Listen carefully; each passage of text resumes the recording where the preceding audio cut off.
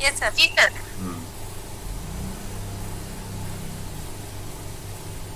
एक क्वेश्चन है, निम्नलिखित में से कौन सी पहाड़ी मेघालय में स्थित नहीं है? निम्नलिखित में से कौन सी पहाड़ी मेघालय में स्थित नहीं है? इतना गर्मी है कि, तो रिपीट कर रहे हैं, निम्नलिखित में से कौन सी पहाड़ी मेघालय में स्थित नहीं है? गारो, खासी, जयंतिया, नागा। नागा। नागा। यस सर, नागा होगा। गारो, खासी, जयंतिया मेघालय ये में तीनों स्थित। है। ठीक है। नेक्स्ट क्वेश्चन है, कौन सी पर्वत श्रृंखला की दिशा पूरब पश्चिम न होकर उत्तर दक्षिण है? कौन सी पर्वत श्रृंखला की दिशा पूरब पश्चिम न होकर के उत्तर दक्षिण है? क्वेश्चन है, समझ गए आप लोग? जी सर। ऑप्शन है ऑप्शन है विंध्याचल, सतपुड़ा, महादेव या पश्चिमी घाट।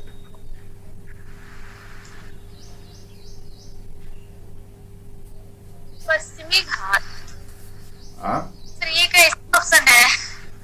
क्वेश्चन है कि कौन सी पर्वत श्रृंखला पूरब पश्चिम न होकर के, यानी कि ऐसे नहीं है बल्कि ऐसे हाँ है। सर, पश्चिमी घाट होगा। वही हम बोल रहे कि कैसा ऑप्शन कैसा दिया है। पश्चिमी घाट में तो बहुत सारे पर्वत है। हाँ, नहीं तो पश्चिमी घाट एक अपने आप में पर्वत है और उसके कई सारे हाँ। रेंजेस हैं और कई सारे पीक है, अलग अलग रेंज को अलग अलग नामों से, लेकिन कंप्लीटली वो वेस्टर्न घाट ही कहलाता है। तो क्वेश्चन तो सही है, इसमें गलत क्या है?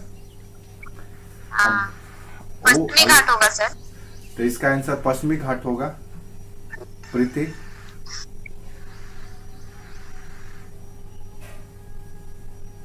प्रीति। सर ऑप्शन क्या क्या बोले थे सर? विंध्याचल, सतपुड़ा, महादेव और पश्चिमी घाट, इनमें से कौन सा तो पश्चिमी घाट। पश्चिमी घाट है? तो अब आप लोगों को कुछ समझ में आ रहा है ज्योग्राफी, इसका मतलब है। नेक्स्ट क्वेश्चन है कि कौन सी पहाड़ी या कौन सी पहाड़ी की श्रृंखला, रेंज ऑफ द माउंटेन, अवशिष्ट पर्वत का उदाहरण है? अवशिष्ट पर्वत का उदाहरण है, यानी स्कॉर्पनेट, जिसको स्कॉर्पनेट जिसे कहा जाता है, अवशिष्ट पर्वत। सतपुड़ा, विंध्याचल, अरावली या मकालू। सतपुड़ा, विंध्याचल, अरावली या मकालू, इनमें से कौन सा स्कॉर्पनेट है या अवशिष्ट पर्वत है? कालू कहाँ है? आए? कालू पर्वत कहाँ है सर? मकालू हिमालय में है, हिमालय की श्रेणी है।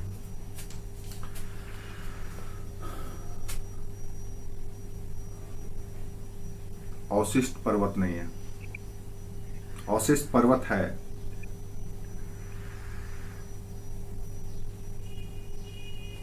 सर अवशिष्ट को क्या बोलते हैं? स्कॉर्पनेट, यानी कि जिसका अपरदन हो चुका है लंबे समय तक।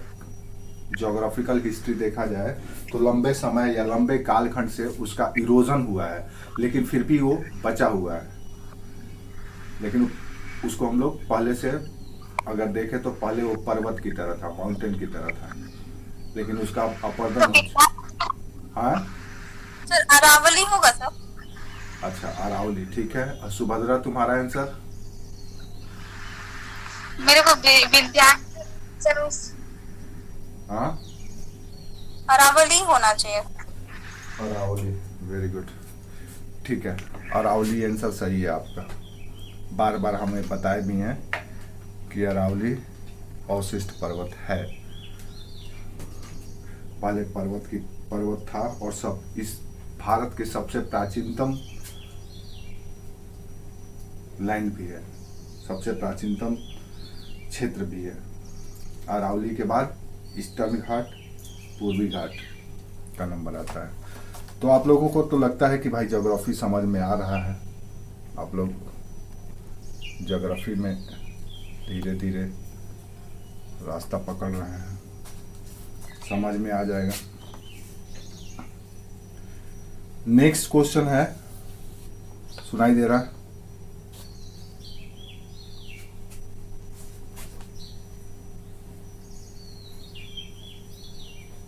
नेक्स्ट क्वेश्चन है, भारत, सुनाई दे रहा है आप लोगों को?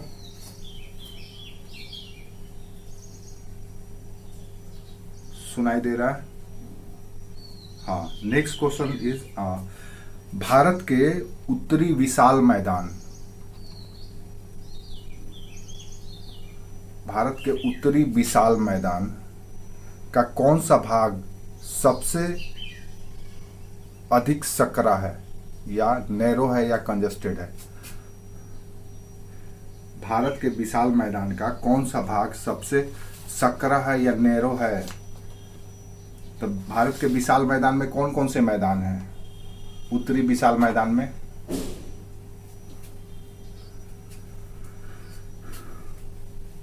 वेरी गुड,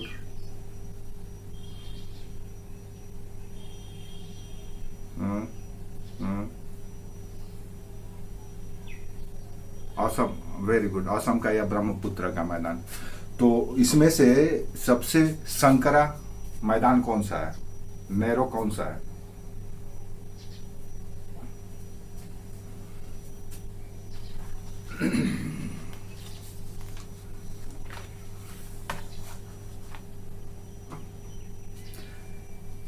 फटाफट बोलो।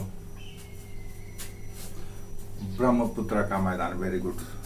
आप लोगों को हम उत्तर से दक्षिण लंबाई नहीं बताया शायद, ऐसे भी आप मैप देख करके समझ सकते हैं। सबसे संकरा है या सबसे नैरो है ब्रह्मपुत्र मैदान, ब्रह्मपुत्र प्लेन, ठीक है।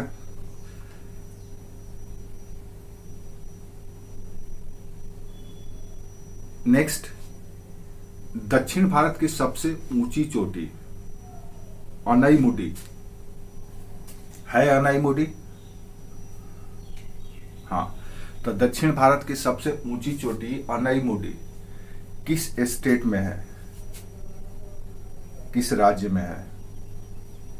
दक्षिण भारत की सबसे ऊंची चोटी अनाईमुडी किस राज्य में अवस्थित है?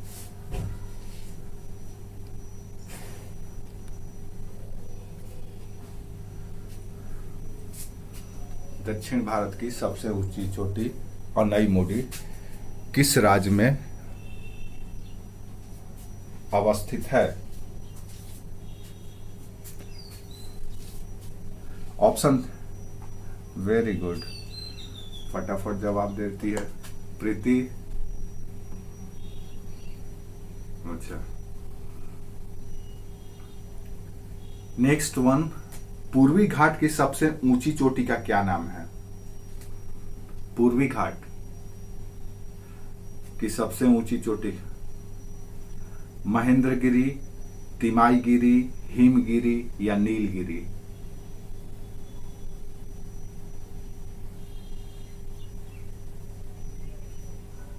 Very good. नेक्स्ट, भारत के किस भूभाग का निर्माण लावा से हुआ है? भारत के किस भूभाग का निर्माण लावा, क्या होता है लावा?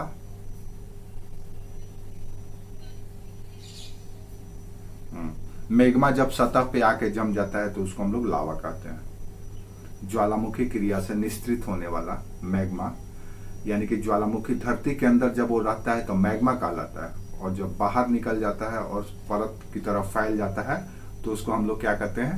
लावा कहते हैं। तो सवाल ये है कि भारत के किस भूभाग का निर्माण, भारत के किस भूभाग का निर्माण लावा से हुआ है? ऑप्शन है मालवा का पठार, मालवा प्लेटो, दूसरा है दक्कन प्लेटो, दक्कन का पठार, तीसरा है छोटा नागपुर का पठार, और चौथा है मेघालय का पठार। अच्छा ठीक है। प्रीति, भारत के किस भूभाग का निर्माण, हाँ हाँ,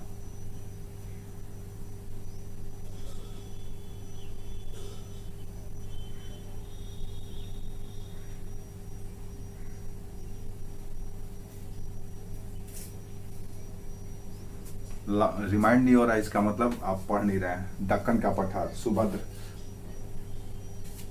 फिर सही तो आंसर बोली थी, क्यों गलत काट दी? दक्कन का पठार।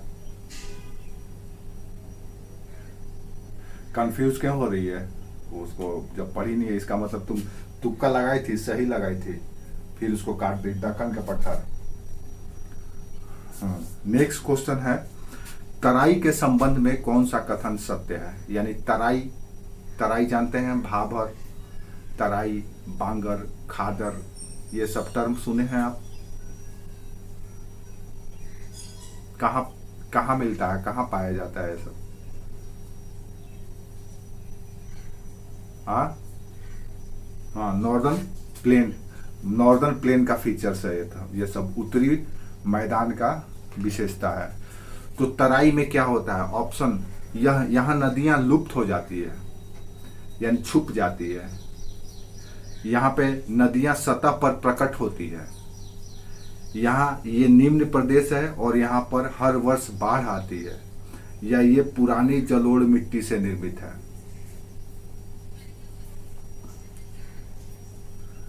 तराई में नदियां लुप्त हो जाती है।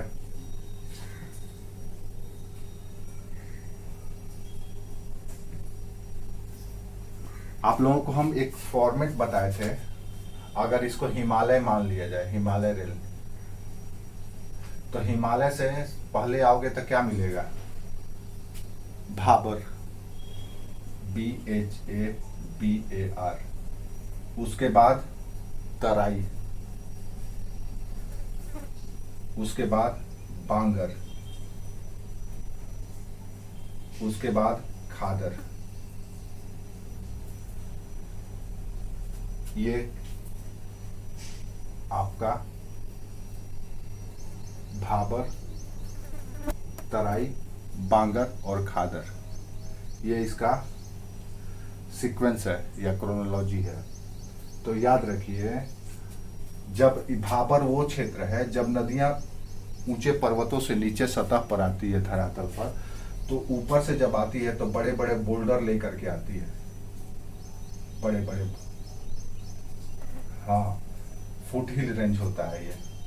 तो यहाँ ये बोल्डर लेकर के आती है, उसके नीचे जब आते हैं तो यहाँ पे ये बोल्डर होते हैं, लेकिन छोटे छोटे आकार के हो जाते हैं, छोटे छोटे आकार के हो जाते हैं। तो भाबर वो क्षेत्र है जहां पे नदियां विलुप्त हो जाती है, बड़े बड़े बोल्डर के नीचे से जाती है। ठीक है। और तराई वो क्षेत्र है जहां पे नदियां दिखने लगती है सतह पे, और यहाँ ये वेटलैंड एरिया है, यहाँ पे पानी वर्ष भर रहता है, आपको दिखेगा ये हाँ, यानी कि सतह पे दिखने लगती है। और यहाँ ये वेटलैंड एरिया है, नम भूमि का क्षेत्र है, यहाँ पे इकोलॉजिकली डाइवर्सिटी बहुत ज्यादा होता है, तराई क्षेत्र। हाँ हाँ। और बांगर तो ये भी डिपोजिशनल लैंड है, लेकिन ये क्या है कि नदी के द्वारा अपने किनारे पर, ये साइड, एलोंग साइड का स्ट्रक्चर है, जियोग्राफिकल फेनोमिना है बांगर। ये क्या है कि ये फ्रंट में बनता है, ऐसे ऐसे ऐसे ऐसे ऐसे, ये बना भाबर। उससे आगे आ जाओ तो इसी मार्ग में जब छोटी छोटी होगी तो ये हो गया तराई। अब नदी आगे बढ़ी तो साइड में जब स्टोर करती है मलबा को, तो जो पहले से स्टोर करते हुए आ रही, दिख रहा है आप लोगों को?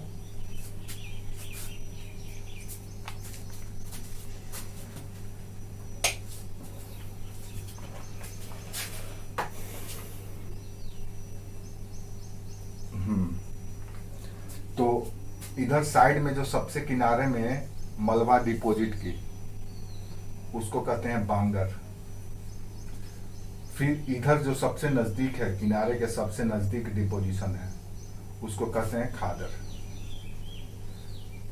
बांगर वो हाईलैंड एरिया है नदी का या रिवर के अलोंग साइड में, किनारे में वो उच्च भूमि है जहाँ पे इसकी मलबा जमा होती है। और यहाँ पर नदी का पानी कभी कभार ही पहुंच पाता है, जब बहुत ज़्यादा पानी हो जाए किसी कारणवश से, या तो मानसून की वर्षा ज़्यादा हो जाए या किसी कारण से बर्फ पिघल जाए। अगर हिमालयी नदियां हैं, वर्षा वो वार्षिक क्या कहते हैं उसको, सदा नीरा नदियां हैं जो कि वर्ष भर हिमालय के ग्लेशियर से पिघल करके और जल लेकर के आती है। और मान लो किसी साल ग्लोबल वार्मिंग हो गया, तापमान बढ़ गया, तो हिमालय का जो ग्लेशियर है वो पिघल गया, ज़्यादा पिघला तो पानी ज़्यादा आ गया, या क्लाउड ब्रस्ट हो गया, बादल फट गया तो पानी ज़्यादा आ गया। तो ऐसी स्थिति में ये अपने, या फिर हो सकता है कि नदियों का सतह जो है वो उसमें गाद जमा हो गया हो, वो उथला हो गया हो, तो ऐसी स्थिति में पानी ओवरफ्लो होने लगे तो ये इस लैंड पे या हाईलैंड एरिया तक उसका पानी फैल जाता है। सामान्यतः बांगर क्षेत्र में बाढ़ या फ्लड नहीं आता है। ये पुरानी जलोढ़ मिट्टी है, यानी कि ओल्ड डिपोजिशनल या फ्लूवियल डिपोजिशन है, पुराने प्रवाह निक्षेप है।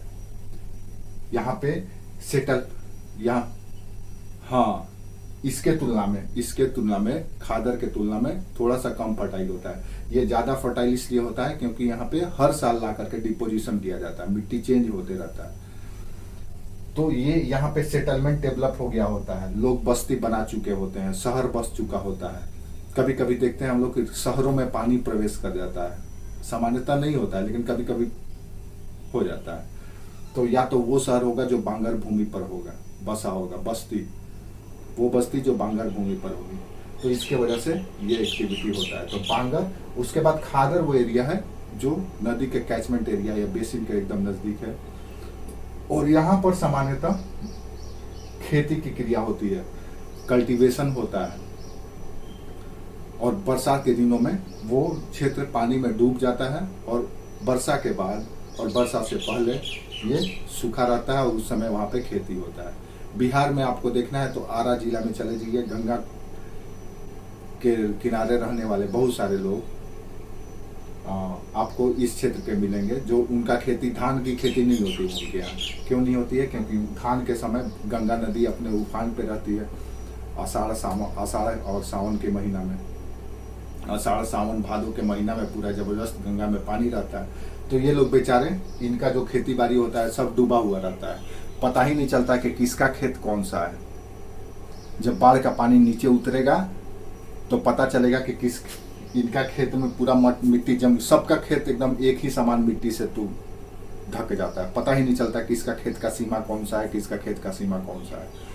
और वहाँ पे कंट्रोवर्सी होने लगता है, लड़ाई होने लगता है, वो कहता है कि मेरा ये है तो वो कहता है कि मेरा एरिया है। ये अक्सर, ये एकदम कॉमन बात है, वहाँ पे आपको देखने को मिलेगा। तो ये खादर एरिया है। तो ये सीक्वेंस याद रखिएगा, ठीक है? भाबर, तराई, बांगर, खादर, ये प्लेनी रीजन का है। तराई वेटलैंड एरिया है जहाँ पे सतह पे दिखने लगती है नदियाँ। बड़े बड़े जो भाबर एरिया है जिसके नीचे नदी चली जाती है, तो हुआ क्या है कि यहाँ पे जमाव के कारण ये मैदान की तरह डेवलप हो गया है। महीन, जैसे मान लो कि बड़े बड़े बोल्डर हैं, उसके नीचे से पानी जा रहा है, नदी विलुप्त हो गई है, इसके ऊपर जमाव हो गया, अपरदन हो गया वायु से या नदियों के द्वारा महीन कणों के जमाव से, ये प्लेनी रीजन के रूप में डेवलप हो जाता है। एक क्वेश्चन आपसे हम पूछे भी थे कि इनमें से कौन सा समतल मैदान के रूप में है, तो समतल मैदान के रूप में भाबर, हम उस दिन शायद एक दिन पूछे भी थे आप लोगों से क्वेश्चन और बताए भी थे। तो भाबर और तराई में आपको अंतर समझ में आ गया होगा, ठीक है?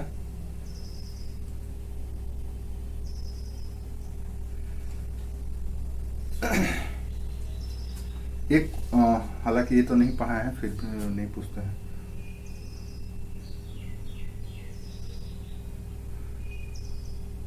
एक क्वेश्चन है, उत्तरी भारत के विशाल मैदान को 4 मुख्य भागों में बांटा गया है। हालांकि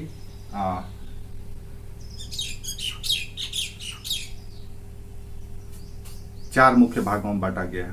पहला राजस्थान का मैदान, दूसरा पंजाब हरियाणा का मैदान, तीसरा गंगा का मैदान, चौथा ब्रह्मपुत्र का मैदान। तो ये तो आसान है। तो पूर्व से पश्चिम की ओर कौन सा सही क्रम है, ये तो आप बता ही देंगे कि पहले ब्रह्मपुत्र, उसके बाद गंगा, उसके बाद पंजाब हरियाणा, उसके बाद ये।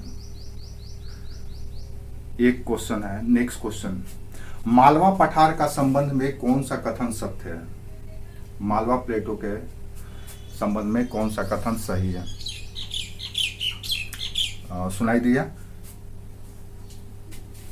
मालवा पठार के संबंध में कौन सा कथन सही है? ऑप्शन है, ये नवीन चट्टानों का बना हुआ है। It's created by new rocks. ये नवीन चट्टानों से बना हुआ है। दूसरा ऑप्शन है, इसके उत्तर पूर्वी भाग में बीहड़ खड्ड पाए जाते हैं। बीहड़,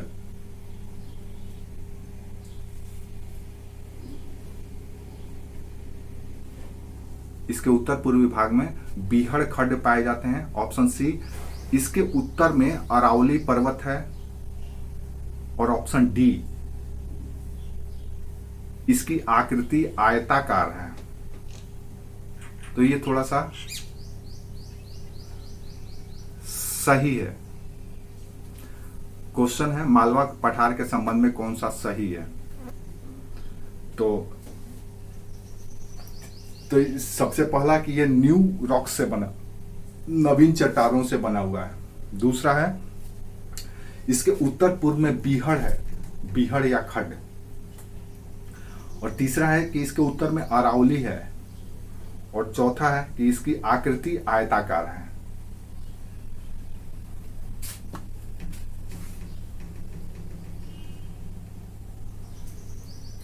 तो ठीक है, इसके उत्तर में अरावली नहीं होगा, इसके पश्चिम में अरावली है। ठीक है, इसके उत्तर पूर्व में बीहड़ खड्ड है। यह सही बात है मालवा के पठार का। आपको हम लोग जो पढ़े हैं प्लेटो रीजन, 12 प्लेटो रीजन हम लोग पढ़े हैं। पेनिनसुलर इंडिया का, प्रायद्वीपीय भारत में 12 प्लेटो पठारी क्षेत्र हम लोग पढ़े हैं। उसको हम लोग सब क्लास में बांटे हैं। तो उसमें एक मालवा का पठार भी है। तो मालवा के पठार में आप देखेंगे कि इसके पश्चिम में अरावली है, उत्तर पूर्व में बीहड़ है, जो मध्य प्रदेश और उत्तर प्रदेश के क्षेत्र में फैला हुआ है। जो जिसमें हम लोग बात किए थे कि चंबल का क्षेत्र जो डकैतों का क्षेत्र था, आज भी है। बीहड़ आज भी कई सिनेमा या कई मूवी है, जैसे पान सिंह तोमर एक पिक्चर था, बैंडिट क्वीन एक पिक्चर था। कई ऐसे पिक्चर हैं जिसमें इस बीहड़ के डकैतों के बारे में दिखाया गया। एक फूलन देवी का पिक्चर था, वो सब बीहड़ के ही रहने वाले डकैत हैं। तो उत्तर पूर्व में इसका बीहड़ है। ये नवीन चट्टानों का नहीं बना हुआ है। नवीन चट्टान का कौन सा भाग? प्लेटो है, यानी पठार है। तो पठार है तो इसका मतलब है कि वो नवीन चट्टान का नहीं होगा, न्यू रॉक नहीं। हाँ, लावा से बना है। तो पठार का मतलब यह है कि वो न्यू रॉक से नहीं बना हुआ है। हम लोग पढ़े थे कि माउंटेन और पठार में अगर डिफरेंस करना हो तो एक तो हाइट के आधार पे करते हैं, और दूसरा अगर हाइट से भी, और तीसरा उसका शेप, दूसरा उसका शेप से करते हैं कि उसका शेप कैसे है। तो माउंटेन का शेप में क्या होता है कि पिक होता है, चोटी होती है। पठार स्लोप होता है, समतल होता है। तीसरा, अगर इसमें भी कंफ्यूजन कभी कभी ये होता है कि पठार में भी कोई एरिया ऊंचा होता है, और दूसरा ये कि ऊंचाई के मामले में जो हम लोग ऊंचाई मान करके रखे हैं कि 150 मीटर से 600 मीटर तक की हाइट का जो होगा उसको हम लोग पठार मानते हैं। लेकिन कभी कभी उससे ऊंचा भी पठार मिल जाता है, तो क्या उसको पठार मानेंगे? तो हमको मानना पड़ता है। तो कैसे मानते हैं? तो हम उस समय उसको रॉक देखते हैं कि उसमें कौन सी चट्टानें हैं। तो जब भी पठार होगी तो पठार में नवीन चट्टानें नहीं पाई जाती है, उसमें पुरानी चट्टानें पाई जाती है। तो ये ऑप्शन भी आपकी गलत है। यानी मालवा का पठार है तो उसमें पुरानी चट्टानें होंगी। इसके उत्तर में अरावली नहीं है बल्कि पश्चिम में है। इसके उत्तर पूर्व में बीहड़ है, ये बात सही है। और इसकी आकृति आयताकार है, ये गलत है, ये भी गलत है। तो ये आपको समझना चाहिए।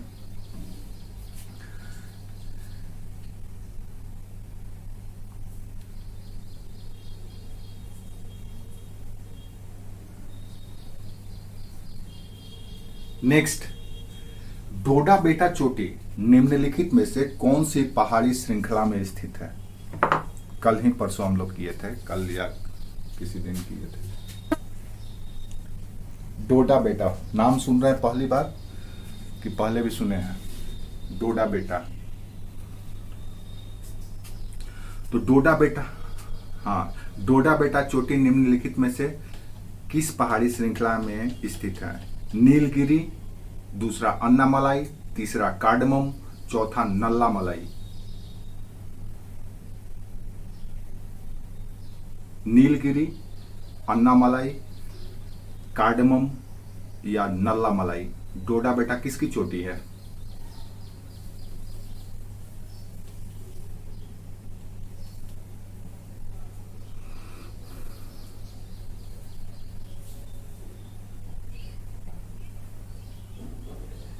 अच्छा ठीक है, प्रीति,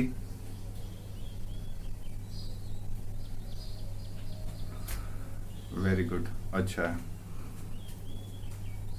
वेरी गुड। नेक्स्ट क्वेश्चन, कौन सी पहाड़ी श्रृंखला में पाल घाट स्थित है? पाल घाट जानते हैं? पाल घाट, थाल घाट, भोर घाट, सिन्नाकोटा, ये सब घाट के बारे में सुने हैं? ठीक है। तो सवाल ये है कि पाल घाट कहाँ पे स्थित है? पाल घाट कहाँ पे स्थित है? पश्चिमी घाट, अरावली, पूर्वी घाट या सतपुड़ा? वेरी गुड, ठीक है, ठीक है। नेक्स्ट क्वेश्चन, थाल घाट से कौन सा रेल मार्ग गुजरता है? थाल घाट, THAL, थाल घाट से कौन सा? Very good, Mumbai Kolkata rail मार्ग, ठीक है, वेरी गुड। तो ये क्वेश्चन था जिसको हम लोग अच्छा जवाब दिए, आप लोग करीब 95% आप लोग का आंसर सही रहा।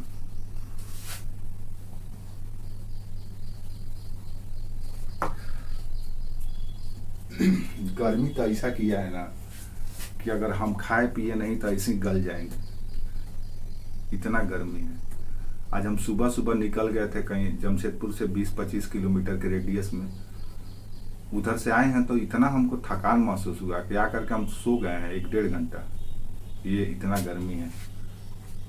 अच्छा, ये गर्मी अभी हाँ गर्मी हो रहा है ना, शाम को जबरदस्त बारिश भी हो रहा है, कल भी बारिश हुआ था और आज भी होगा।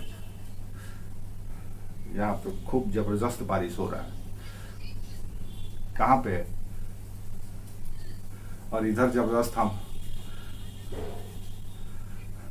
ये जमशेदपुर है, पता है? जमशेदपुर में ऐसा स्थिति है कि तुम लोग यह कि साक्षी में बारिश नहीं हुआ, हमको पता है। जब यहाँ बारिश,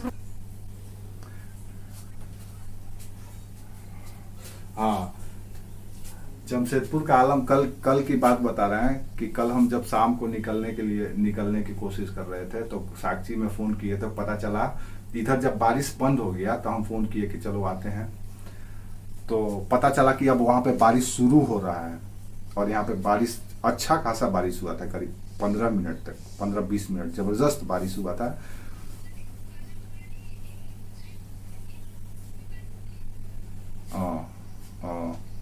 लेकिन इधर जबरदस्त बारिश हुआ था।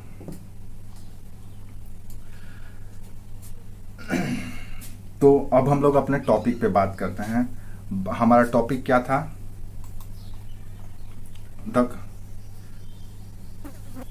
वो कैसे, तुम कैसे जान गई?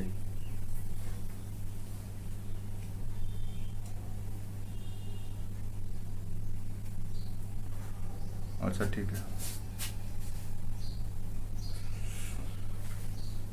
अब हम लोग बात करते हैं कोस्टल प्लेन के बारे में, यानी कि तटीय मैदान के बारे में। The coastal plain.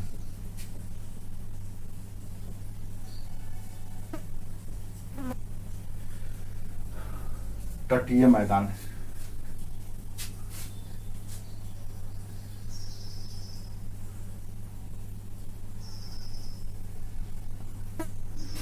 तटीय मैदान की बात करेंगे हम तो कहां से शुरू करेंगे हम? हमारे पास तटीय मैदान कौन कौन सा है? भारत में 2 कोस्टल प्लेन है, 2 तटीय मैदान है, कि और भी है? Very good. वेस्टर्न यानी कि पश्चिमी, और दूसरा पूर्वी। अब पूर्वी पश्चिमी की पहले बात करें तो पश्चिमी को आप गुजरात से देख सकते हैं, गुजरात से लेकर के कन्याकुमारी तक है। अब थोड़ा सा यहां पे पूर्वी की अगर बात करें तो बंगाल से लेकर के तमिलनाडु तक है, तमिलनाडु के यहां तक, ये क्षेत्र तक ऐसे। अब पश्चिमी तटीय मैदान में हम सामान्यतः गुजरात को शामिल कर लेते हैं, लेकिन कहीं कहीं पे अगर ऑप्शन में गुजरात भी है तो आप गुजरात को भी शामिल कर लीजिएगा। अदरवाइज हम लोग पढ़ेंगे इसको बेसिकली दमन से शुरू करते हैं। दमन का जो स्थल रुद्ध क्षेत्र है उसके नीचे यानी